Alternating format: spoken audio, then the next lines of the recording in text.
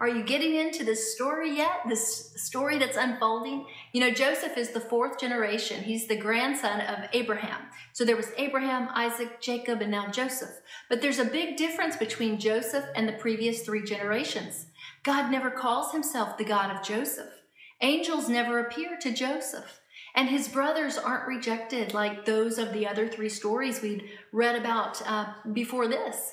Joseph's brothers are included in the godly line of Seth. So I think there's a question to ask, and it's, what's the difference about Joseph? And why are we told his story? One reason is that his story links us with the very next book in the Bible.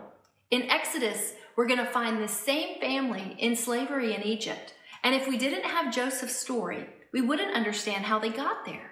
So the story of Joseph is a vital link, and it explains how Jacob, who was later, his name was changed to Israel, how they migrated to Egypt. And it was the same reason that Abraham and Isaac had gone down to Egypt earlier. It was because of a shortage of food. The land in Egypt has the Nile River that flows through it. But Israel depends on rain for its crops, and Egypt doesn't depend on the rain. But at the very least, this story of Joseph is here to link us to the next part of the Bible. In fact, after this story of Joseph, 400 years go by, and we don't know anything about what happened. And then we end up in this scene where this family has become a people of many hundreds of thousands, but they're now slaves in Egypt. So also, as we read the story of Joseph, I want to point out that we find that he was this man of integrity. He was a man of impeccable character. But this really was not the case of his brothers, who eventually make up the rest of the nation of Israel. They're all representing one of the tribes of Israel.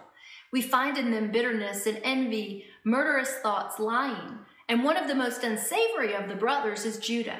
And Jed shared a bit about his uncomfortable story in our Day 14 breadcrumb video. In Genesis 37, verse 26 and 27, Judah said to his brothers, "What will we gain by killing our brother? We'd have to cover up the crime.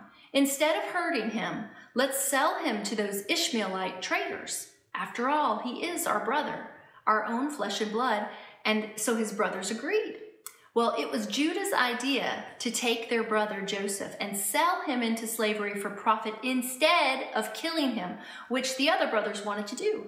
And then next in chapter 38, verse 2, we see that Judah takes a Canaanite woman to be his wife. And that was a group of people that they were told in Genesis 28, verse 1, to avoid and not intermarry with. Well, once his wife and his two oldest sons, they died, he goes on to lie to Tamar. He had lied to her. So she was the widow of his oldest son.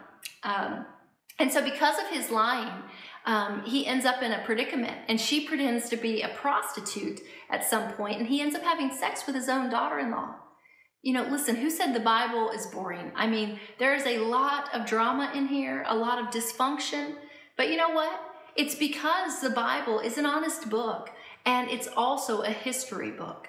So I do want to point out that when we read these stories, you may find yourself shocked at many of the situations. But I want you to remember that just because it's in the Bible does not mean that God condoned it or approved of the actions or the bad decisions that we're being told about. We're really just being given all of the details because they're intended to be examples for us to learn from. All right, so now back to Judah and Tamar. So when she ends up pregnant, Judah finds out about it, and at the time he found out about it, he did not realize that he was the father, but he calls for her to be burned to death in verse 24 of chapter 38. All this from a man in whom the lineage of the Messiah is going to come.